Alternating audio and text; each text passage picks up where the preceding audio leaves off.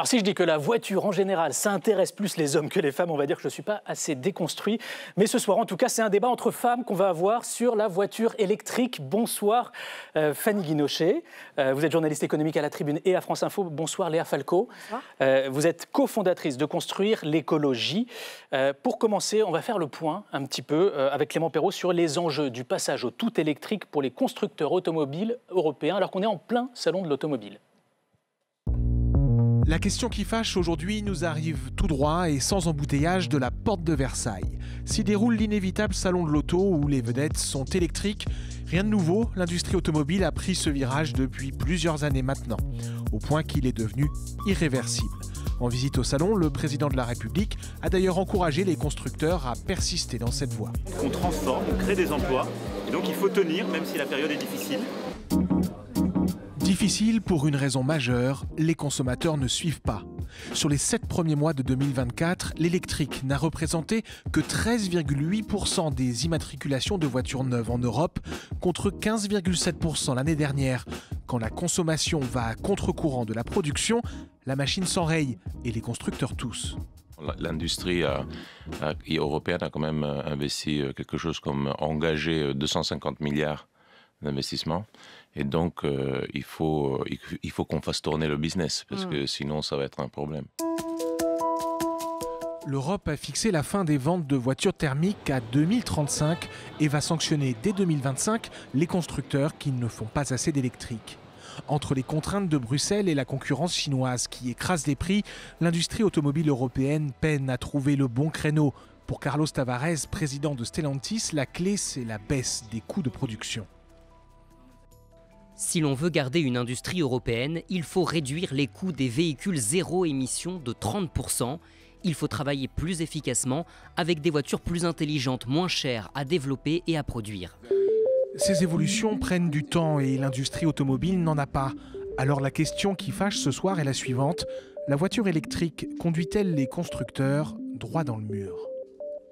Fanny Guinochet, on va droit dans le mur dans ce domaine-là? Quand on voit votre reportage, on se dit que c'est compliqué. C'est mal parti. Pour les constructeurs. Et effectivement, ils sont devant un défi incroyable avec énormément de contraintes, en fait. C'est ça la difficulté pour eux, c'est de prendre le virage électrique. Et je crois qu'il faut le dire que tous l'ont pris.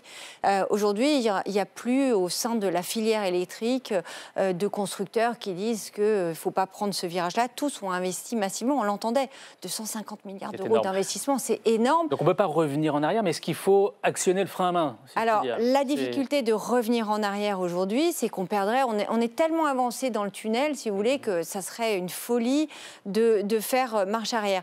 En revanche, le frein à main, il faut peut-être trouver des aménagements pour prendre un peu plus en douceur le virage. Certains le demandent, par exemple la question, on l'entendait dans votre sujet, il y a l'obligation donc 2035, donc les constructeurs ont cette obligation, ont cette ligne de mire, cette vision de passer à l'électrique, mais dès 2025, l'an prochain, ceux qui ne feront pas suffisamment de ventes de voitures électriques seront sanctionnés. Or, on voit bien que de l'autre côté, le consommateur n'a pas forcément les moyens d'acheter de l'électrique, parce que les voitures, elles restent quand même plus chères que des voitures thermiques, que certes, la puissance publique a aidé, l'État français, mais les Allemands, les Norvégiens ont mis des bonus électriques, mais quand les caisses sont vides, vous aviez un débat juste avant. Et puis ces bonus, certains pays sont en train de les supprimer. Et voilà, donc les aides sont réduites. Donc finalement, on a des constructeurs qui se dépêchent de faire de l'électrique et une demande qui n'est pas là. Léa Falco, est-ce que, pour une fois, j'ai envie de dire, l'Europe n'est pas allée trop vite sur un sujet de la transition écologique?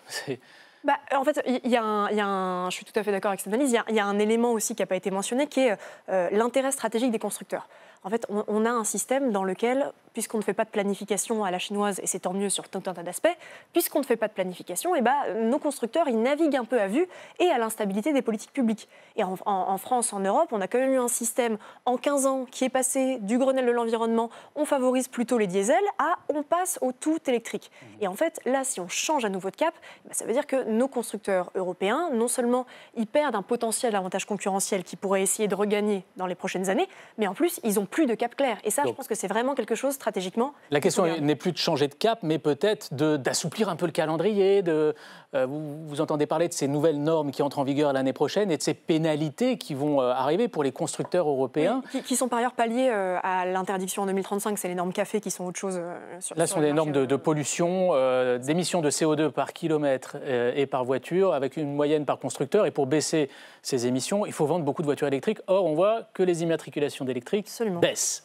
Les immatriculations en général, par ailleurs. En fait, oui. y a quelque chose qu'on ne mentionne pas assez, mais c'est que les Français se fournissent assez peu sur le marché du neuf. En fait, 75% des voitures en 2023 qui ont été achetées, c'est sur le marché de l'occasion. Et comme vous avez évidemment statistiquement beaucoup moins de voitures électriques sur le marché de l'occasion, il y a cet effet de levier qui ne s'est encore pas fait et auquel devaient contribuer à participer les subventions publiques, le passage d'un certain nombre d'efforts des constructeurs du segment C, c'est-à-dire plutôt des voitures un peu lourdes sur lesquelles ils margent, vers du segment B qui est plutôt de la voiture. Tout ça, ça a été fait. Mais est-ce que l'Europe Non, ça n'a pas été fait. Au contraire, c'est un axe stratégique à développer pour les constructeurs. Les petits modèles commencent à sortir chez les constructeurs européens. Mais est-ce que vous pensez que l'Europe doit un peu assouplir son calendrier? Est-ce qu'elle n'est pas allée trop vite? Sur CAFE, sur 2025, ça se discute. Sur 2035, non, parce que c'est justement un cap clair dont on a besoin et que par ailleurs, les industriels revendiquaient ou demandaient avant. Officiellement, peut-être qu'en coulisses le discours est différent, mais officiellement, ils demandaient un cap clair industriel européen et c'est ce qui leur a été fourni. Vu l'état dans lequel est aujourd'hui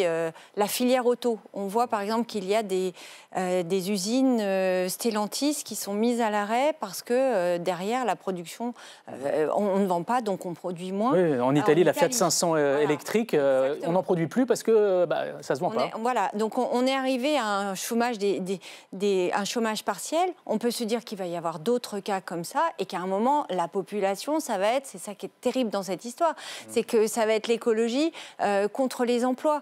Et il faut arriver à trouver le juste milieu. La difficulté aussi pour l'Europe, c'est que l'Europe n'est pas alignée. Ça, c'est un point. Par exemple, entre les Allemands et les Français, on n'est pas tous raccords sur la façon de prendre le virage vers l'électrique, la façon de se comporter vis-à-vis des Chinois.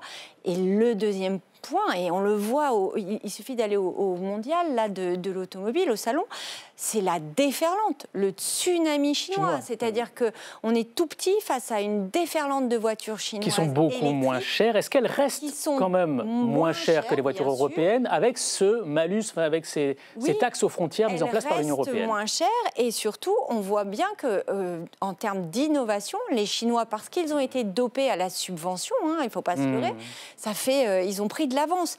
Et c'est vrai que pour les constructeurs, l'idée, c'est aussi d'essayer de se protéger. Les barrières que l'on vient de mettre au niveau de l'Europe, donc des barrières douanières pour les importations chinoises, vont freiner le mouvement. Mais il faut avoir en tête, il y a les constructeurs chinois, ils prévoient 80 millions de voitures.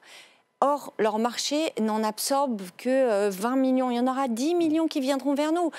Donc, face à ça, c'est là où on entend l'inquiétude des constructeurs français, mais aussi européens. Et Léa Falco, j'aimerais avoir votre avis là-dessus. Est-ce que cette transition un peu à marche forcée ne va pas profiter finalement à des voitures chinoises conduites dans des conditions sociales et écologiques moins bonnes en Europe? C'est toute la question qu'on est en train de débattre aujourd'hui, parce qu'effectivement, les Chinois, ils sont en surproduction parce qu'ils veulent inonder le marché mondial, que ça fait 15 ans qu'eux ont commencé à prendre le virage de l'électrique, et qu'aujourd'hui, même en termes techniques, ils sont au-dessus des voitures électriques européennes, en plus d'être plus abordables, parce qu'ils sont plus petits, plus compacts, plus faciles à la production. Donc, c'est quoi la solution pour ne pas rendre l'écologie impopulaire? Parce que là, on coche toutes les cases pour... On est d'accord. Il y a la question des emplois que vous avez mentionnée, qui me paraît indispensable à traiter politiquement.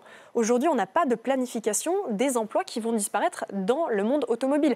Parce qu'on parle des constructeurs, mais à côté, vous avez les équipementiers, vous avez les garagistes, vous avez tout l'écosystème des intermédiaires de l'automobile. Et aujourd'hui, en France, on n'a pas de plan pour ces usines, justement, qui ferment. Et le risque, il est là, vous le mentionnez.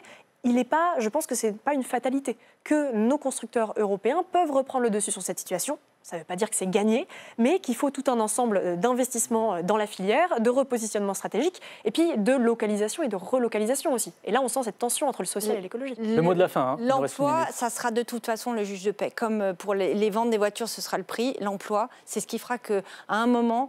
les politiques seront acculés. À mon avis, il y aura des coups de pression. Et il faudra voir, mais à mon avis, c'est parce qu'il y aura des usines qui fermeront, parce qu'il y aura des usines qui seront au chômage partiel en Europe, que les politiques seront obligés de s'accorder Et on verra peut-être de faire évoluer les calendriers ou trouver des assouplissements, des aides pour essayer de faire cette transition écologique de façon la plus douce, sans mauvais jeu de mots, possible. Eh bien, merci à toutes les deux, même si les perspectives que vous avez ouvertes sont plutôt sombres.